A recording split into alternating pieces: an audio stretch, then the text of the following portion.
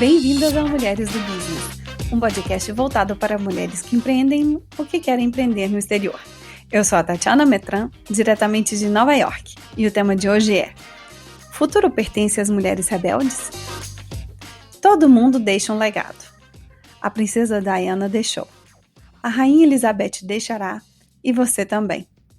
O legado é definido pelo impacto, a influência ou a impressão que deixamos na vida das pessoas que nos cercam, podendo ir além das nossas fronteiras. Construímos o nosso legado de forma proposital ou somente existindo dia após dia. Em todos os casos, uma coisa é certa: pessoas que deixaram legados marcantes trazem consigo um traço em comum: a rebeldia. Rebeldia é conhecer as regras e depois quebrá-las. Mas isso não precisa ser ruim. Pode significar abandonar o familiar e o conhecido, abraçar o desconforto e pensar fora da caixinha. Penso que ser rebelde é ter dentro do coração uma vontade infinita de fazer deste um mundo melhor, mesmo que isso seja arriscado. Se, como a Rita Lee, a ovelha negra da família, você acredita que o desafio é ser você mesma no mundo que tenta te fazer igual a todos, bem-vindo ao Clube das Garotas Rebeldes. E para falar sobre rebeldia, eu não poderia ter escolhido uma mulher mais espetacular. Marjorie Spitalnik é brasileira morando no Uruguai desde os 13 anos de idade. Com mais de 15 anos de experiência em publicidade e comunicação, a Marjorie, inspirada na filha, Luana, decidiu ir atrás de seus sonhos e criou primeiro a Teddy Burros, empresa que transformava desenhos infantis em bichinhos de pelúcia, e mais recentemente, ela lançou a Little Rebels, uma linha de bonecas interativas que reproduzem personagens históricas, mulheres que marcaram o mundo. Ex-aluna do Departamento de Estado dos Estados Unidos para a Iniciativa Jovens Líderes das Américas, mestre em empreendedorismo para crianças e jovens, ex-aluna do programa ECLA na Columbia Business School, ela está constantemente procurando maneiras de se superar para continuar aprendendo e capacitar mulheres e crianças em todo o mundo. Marjorie, que prazer ouvir sua voz. Bem-vinda. Muito obrigada por me receber, é um prazer poder estar aqui, especialmente falando em português depois de tanto tempo. Mulher, vamos falar do business.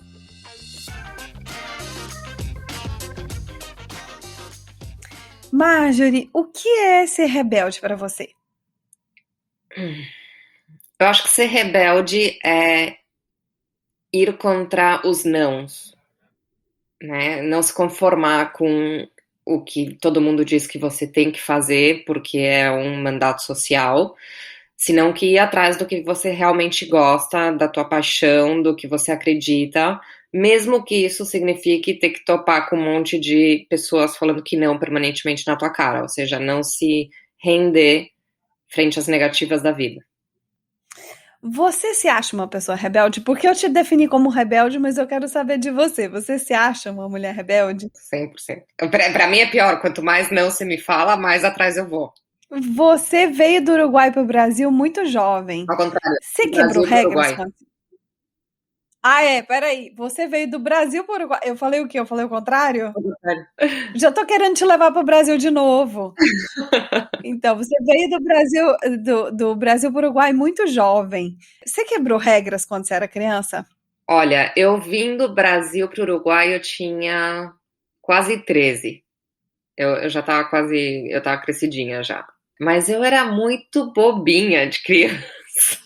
Minha mãe fala que minha adolescência foi um inferno, tipo, que ela passou super mal comigo, que eu era, sei lá, transgredora, tudo. Eu, honestamente, não tenho essa mesma memória que ela do que foi minha adolescência, mas tudo bem. Pra mim, durante minha infância, eu fui sempre muito boazinha e muito obediente.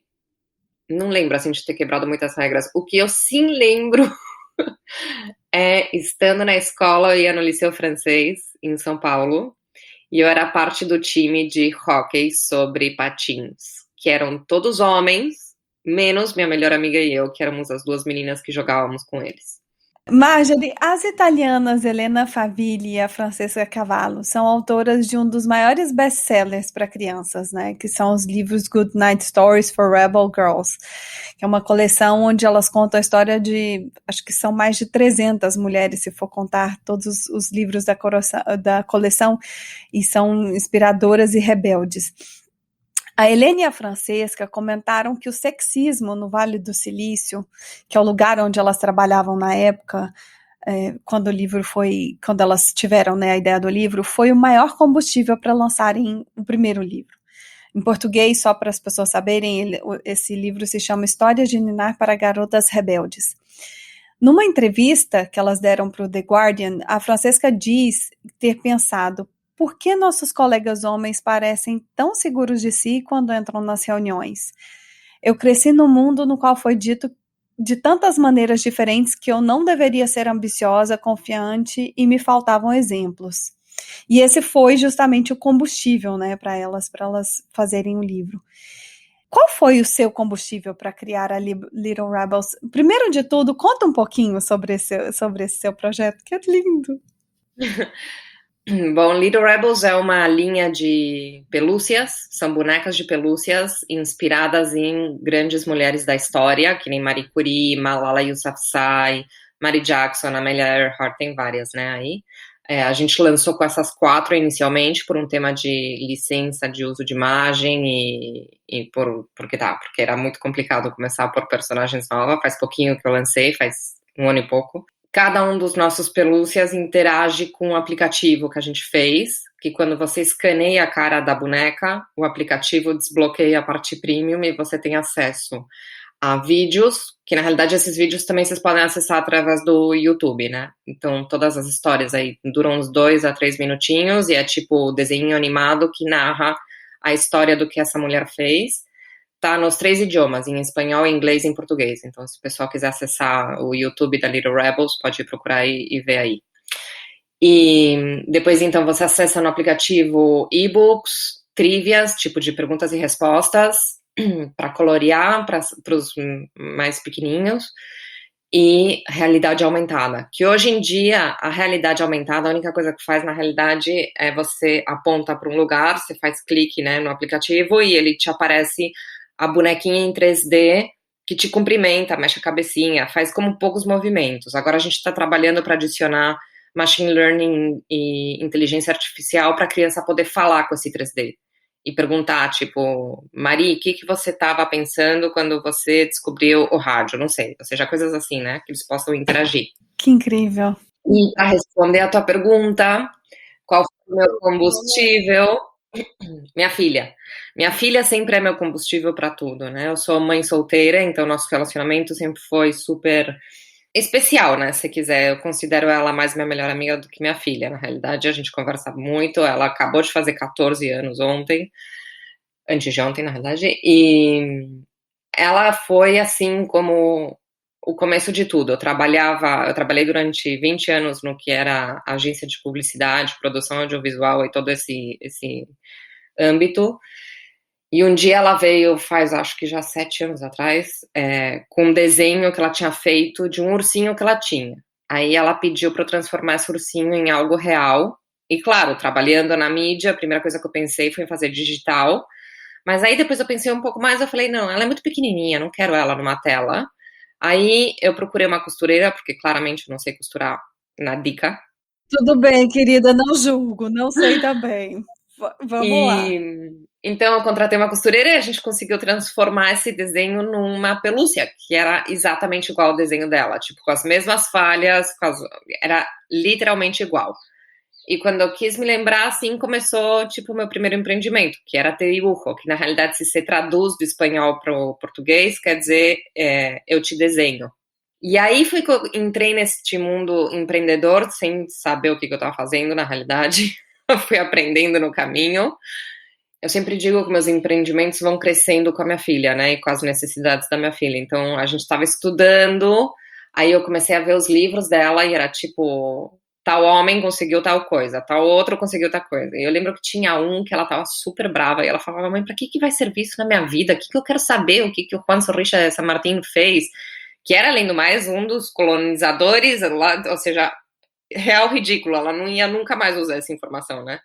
Aí eu comecei a perguntar para ela, então, filha, você conhece quem é a Marie Curie? Você sabe quem é a Malala? E aí, quando eu vi que ela respondia que não a tudo, eu falei, bom, aqui a gente tem um problema.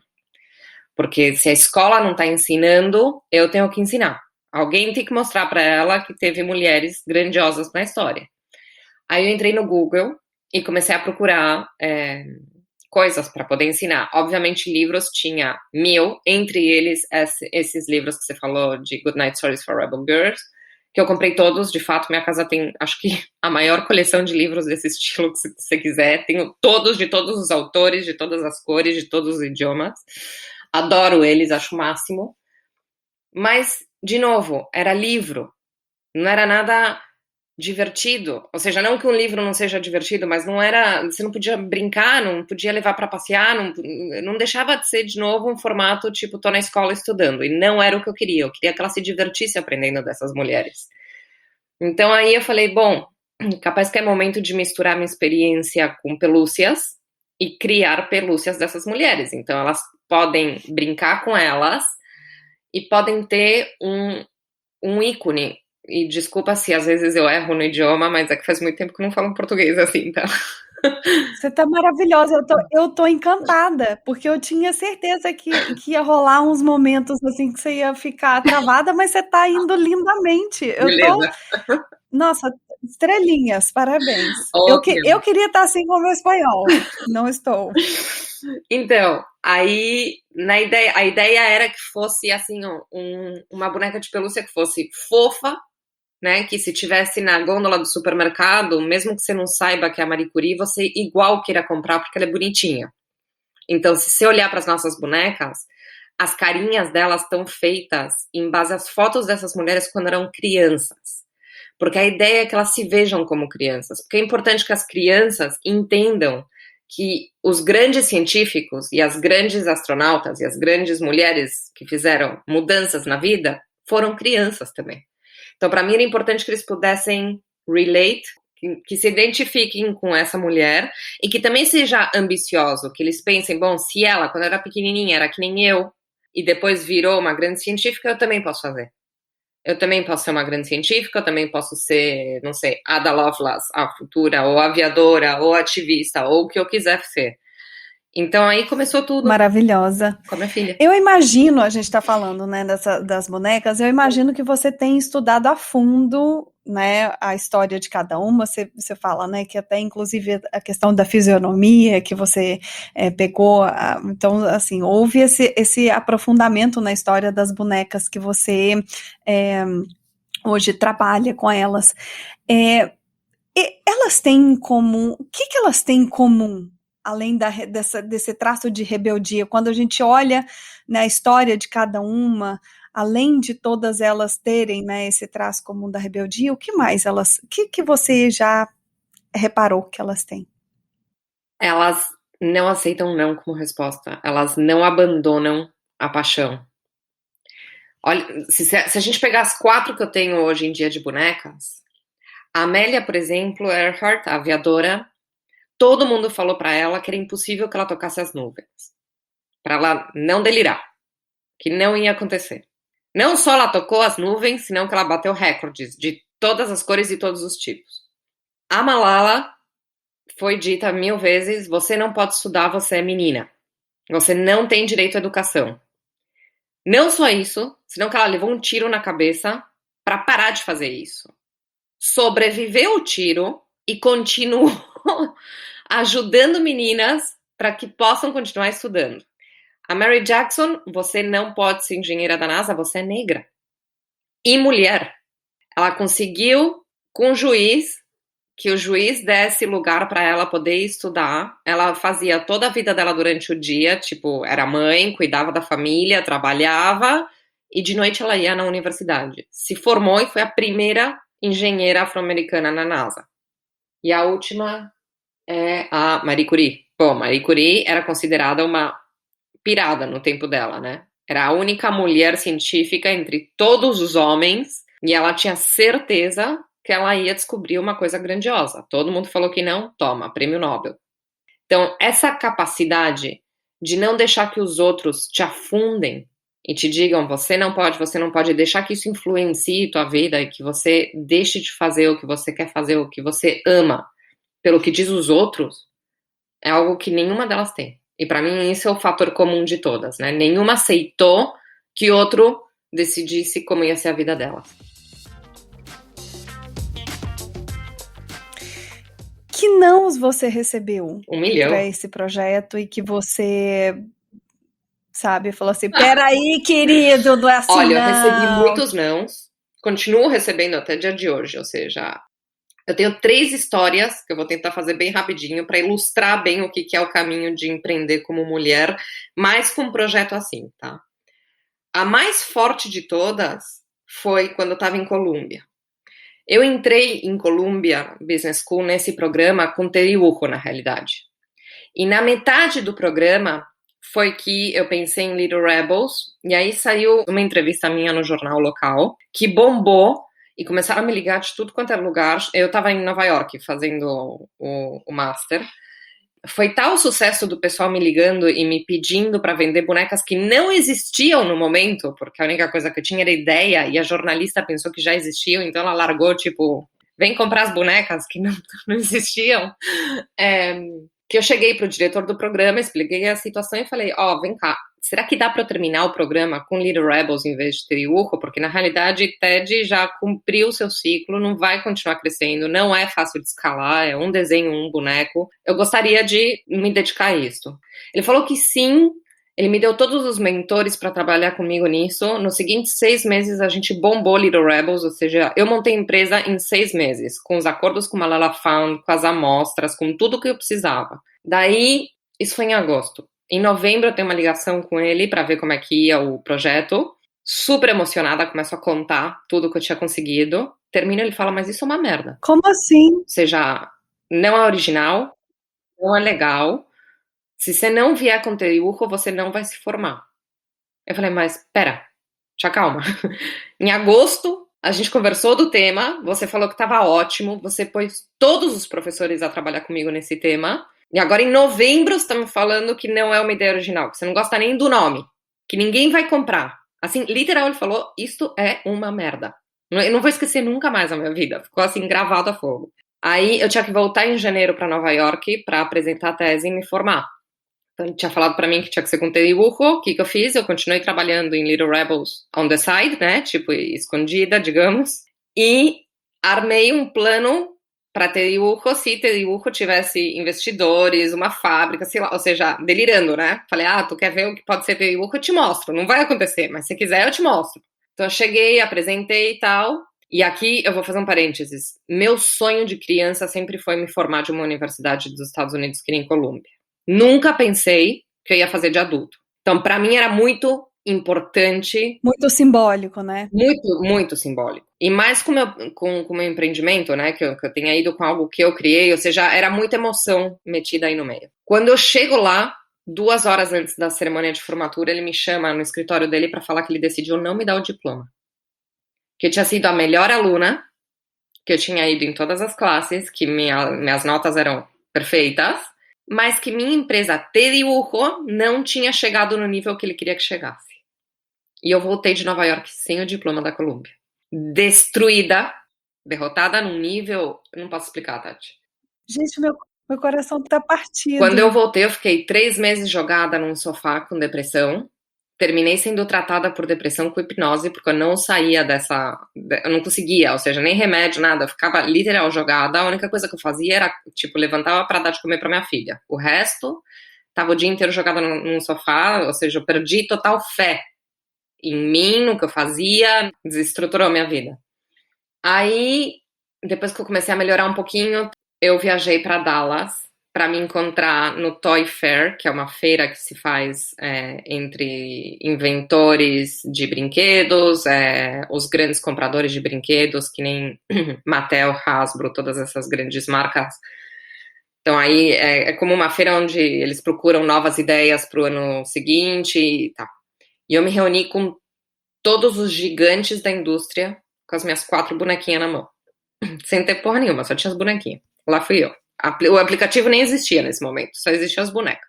E eu lembro que eu tava fora, sentada fora, e chega um velho da indústria, assim, que era esperto na indústria, e fala, e você, o que você trouxe? O que você tem? Não sei que histórias. E lá vou eu, mostro as bonequinhas, toda fascinada, contente. Ele olha pra mim e fala, isso é uma merda, outro mais. Ninguém nunca vai comprar uma boneca dessas de você. Ninguém. Aí eu virei pra ele e falei assim, vamos fazer o seguinte, eu te aposto que ano que vem, nesta mesma altura, a gente vai voltar a se encontrar aqui, você vai ter que me comprar um almoço, porque esse empreendimento você vai ouvir falar. Então, este ano, a gente foi nominados para 2 prêmios super importantes, ganhamos um, que eram tipo os Emmy e os Oscars da indústria dos brinquedos, né? Chupa, velho dos brinquedos! Chupa, professor da Colômbia! Aí a gente ganhou os Emmy competindo com Fisher-Price, que é uma baita marca super conhecida com muitos anos, né? A gente ganhou da Fisher-Price e terminamos finalista para Pelúcia do Ano, que é tipo o maior prêmio que se entrega na indústria, competindo com Baby Yoda da Star Wars, do Hasbro. Obviamente é impossível ganhar para esses caras, mas eu literalmente estava minhas bonecas e o Baby Yoda, ou seja, no mesmo nível. Foi uma loucura. Então eu lembro que aí, depois de ter participado de toda essa situação, eu montei um post no LinkedIn narrando toda a situação e eu mencionei o velho. Eu contei a história do velho. E o velho me escreveu nos comentários. Ah, não acredito! Porque eu falei, eu conheci o velho, eu não sei o nome, onde quer que você esteja, você me deve um almoço. E ele respondeu e falou, eu sou o velho e claramente eu te devo um almoço. Maravilhoso, gente! Então, essas duas histórias foram muito chocantes e de não assim. E recentemente eu tive uma aqui muito feia, que essa acho que foi das que mais me empatou no nível de falta de respeito e machismo agudo, e é de uma loja de brinquedos local aqui, que eles têm uma loja, literal, super top e tudo que você quiser. Aí eu fui oferecer as bonecas, minhas bonecas aqui, eu já não tenho boneca, eu tô sold out. Eu tô mandando fazer novas, tá? Pois é, porque se eu fui olhar no site, não é mesmo? E aí eu vi que a da Malala já tá esgotada. A Malala tá esgotada, a Mary Jackson também. Eu só tenho poucas unidades da Melly e da Marie Curie. Pelo amor de Deus, gente, corre! Então, aí eu fui oferecer as bonecas pra esse cara vender, né, na loja dele. E ele virou pra mim assim, e eu conheço ele, porque o Uruguai é muito pequenininho. Montevidéu é minúsculo, se o Uruguai é pequenininho. Então todo mundo se conhece, né? Aí na hora que eu entrei e fui falar com o cara, eu falei, eu te conheço da escola, do colégio, do tal, não sei que histórias. Nojento, nojento. Sabe esses caras que já vêm andando com esse andar que você fala, puta que o pariu, por que eu tenho que encontrar com esse cara, né? Bom, eu falo pra ele, não é por nada, mas tá bombando, eu tô saindo em toda a mídia, todo mundo tá querendo comprar, ou seja, eu adoraria realmente ver minhas bonecas aqui. Eu te deixo elas e a gente testa. Tipo, deixei 6 bonecas. E o cara virou pra mim e falou assim, eu nunca vou vender isso. Você vai ver que você não vai vender nenhuma. Passam uns meses, eu começo a escrever perguntando, e aí, como é que vão as vendas, não sei que histórias. Sabe que não vendemos nenhuma? Eu falei, não pode ser. Não pode ser porque na outra loja que vende, que tá a 3 quadras do cara, tá esgotado. Tinha esgotado 3 vezes. Eu já tinha reposto a mercadoria 3 vezes. Eu falei, não pode ser, tem alguma coisa estranha aqui. Então eu pedi pra uma amiga entrar na loja. Eu falei pra ela, vai lá ver onde estão minhas bonecas metidas. Você acredita que os filhos da mãe puseram as bonecas? Tipo, você tá saindo da loja, do lado esquerdo da porta, escondida atrás de outras bonecas? Eu falei, não. Furiosa, catei o carro, fui até lá, falei, nossa, vai me desculpar, mas essas bonecas vão todas embora comigo hoje. Não, mas você tem que, era um domingo, você tem que esperar segunda até vir o dono. Não vou esperar por nenhuma, vou levar minhas bonecas, vambora. Falei, são 6, devolve. Aí ela falou, eu só tenho 4. Eu falei, como? Não era que você não tinha vendido nenhuma? Então elas venderam 2.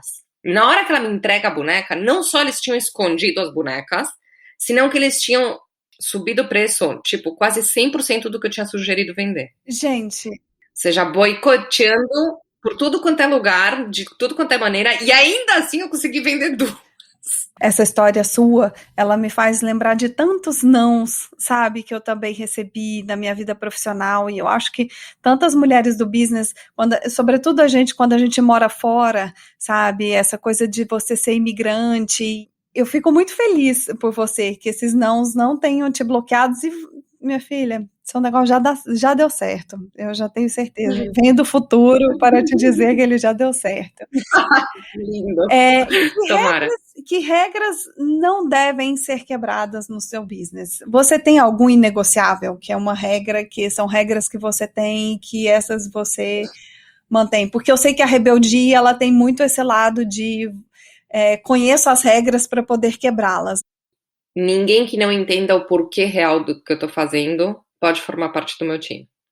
Então, para trabalhar comigo, ou para ser parte das rebeldes, ou inclusive para comprar a empresa, que me aconteceu, eu tive negociando com o Mattel até o último passo. Ou seja, eles queriam comprar as bonecas. Então, para essas coisas acontecerem, eles têm que entender a filosofia atrás do que eu tô fazendo. Eu não tô fazendo isso para me encher de grana e me aposentar numa ilha. Se acontecer, beleza, também não vou reclamar. Mas não é o objetivo. O objetivo aqui é poder empoderar e educar a maior quantidade de meninas ao redor do mundo. Então, se você não entender realmente que eu tenho isso, mas eu continuo trabalhando de comunicadora para pagar as contas, e eu vou continuar tudo o que for necessário para poder fazer isso daqui funcionar, eu não recebo, ou seja, eu não fui atrás de investidores ainda, eu não fui fazer um montão de coisas que outros empreendedores no meu lugar teriam feito, porque eu não quero vender a essência do meu empreendimento. Então, se você não tiver 100% alinhado com o porquê eu tô fazendo isso, eu não continuo. Isso, e realmente vai ser muito difícil vender o 100% da empresa em algum momento. Eu acho que isso é uma coisa que ou eu vendo e continuo no board tomando decisões, ou seja, eu não me vejo não estando com Little Rebels de algum modo. Marjorie, vendo todo esse movimento do qual você faz parte, né, da defesa das causas femininas, a gente acabou de ter essa conversa do quanto isso é importante para você, esse alinhamento que as pessoas têm que ter com relação à filosofia do que você está fazendo, né? Vejo também as pautas de gênero que também são cada vez mais presentes nos negócios em geral, como é o caso da Little Rebels. E fazendo aqui um exercício de futurologia, tá? Eu pergunto a você, no que as mulheres rebeldes do futuro, que são hoje as nossas crianças, que são as Luanas, né? Em que elas vão acreditar? Pelo que elas vão lutar? O que eu vejo e sinto aqui em casa e vivo no dia a dia é essa geração tem como causa social tudo que são os direitos humanos relacionados com amor. Então, você é gay, você é bi, você é pansexual, você é transexual, você é o que você quiser, se chama como você quiser. É uma geração que está muito ligada a isso e defende com dente e tudo, ou seja, ninguém toca esses direitos. Então, eu acho que as novas gerações vão sair defendendo isso, por um lado, ou seja, realmente vão ser como revolucionárias no campo de defesa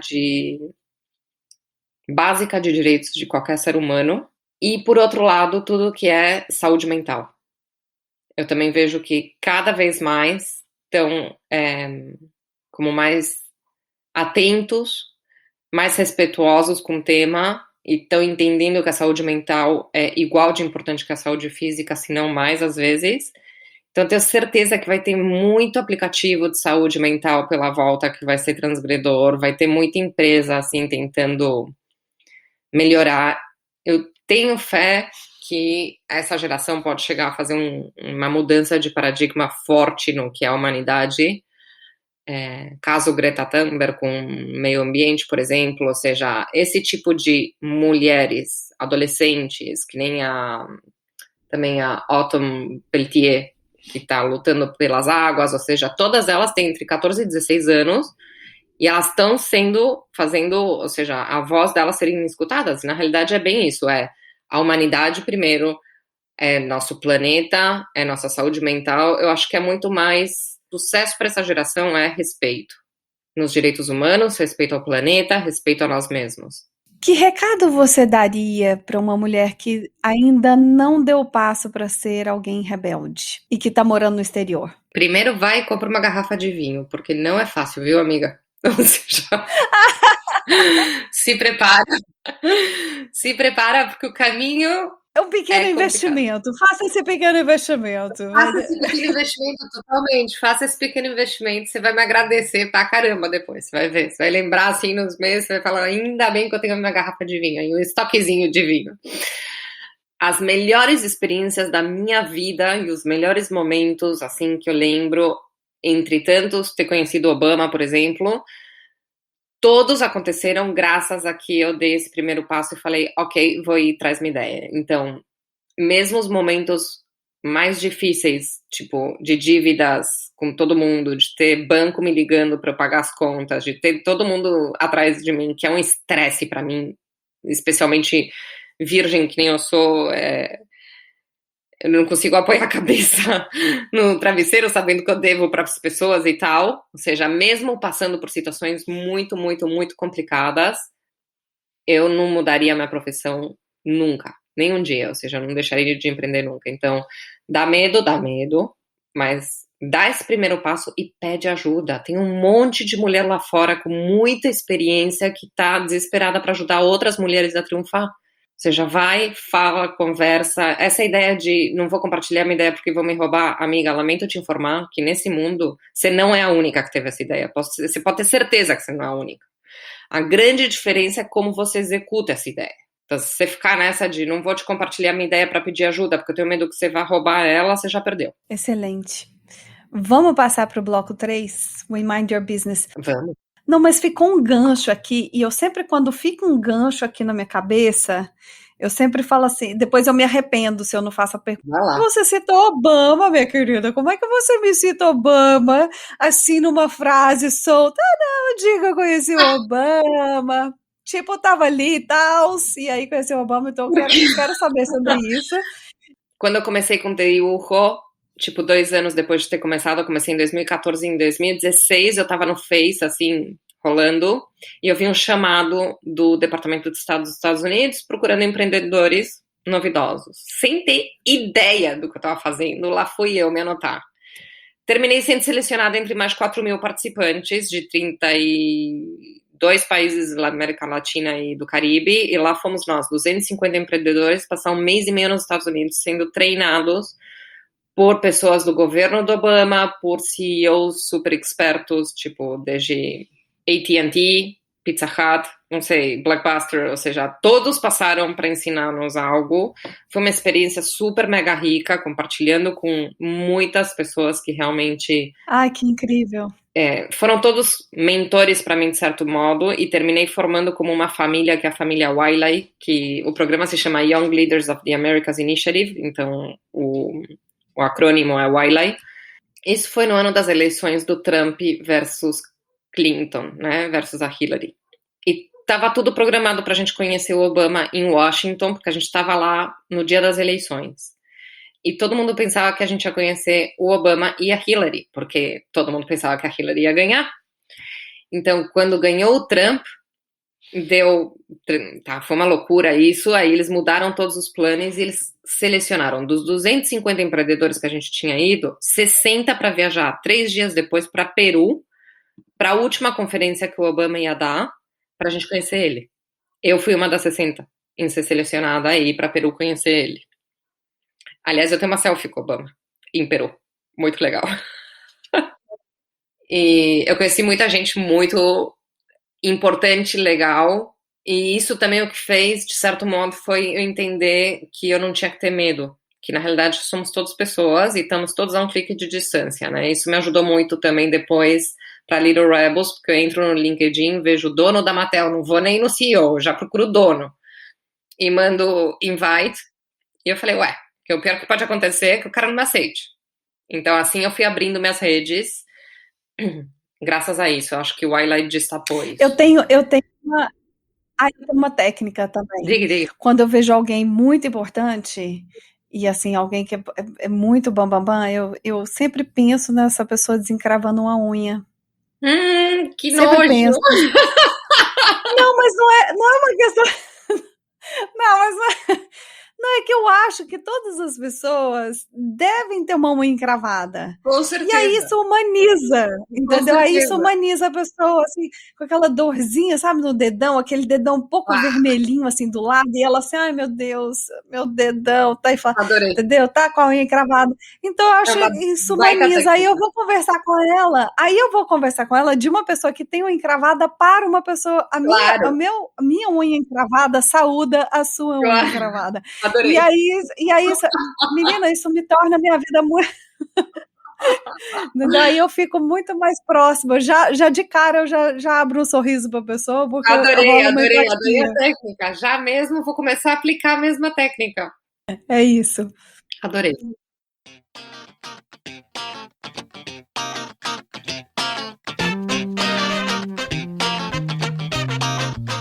Marjorie, vamos para o terceiro bloco, We Mind Your Business. Esse é um quadro fixo onde a gente faz um bate-bola de perguntas idênticas e respostas rápidas para todas as convidadas. Você está preparada? Nossa, que divertido. Vai, manda bala. Qual o primeiro produto ou serviço que você vendeu quando criança? Nossa! Que boa pergunta. Acho que limonada, não lembro. Lá em São Paulo? Em São Paulo, na casa da minha avó. Sentadinha assim como é que fala? Na calçada, com uma mesinha e tudo, postinho de limonada feito. Complete a frase. Concretizar o meu projeto no Uruguai demanda muito?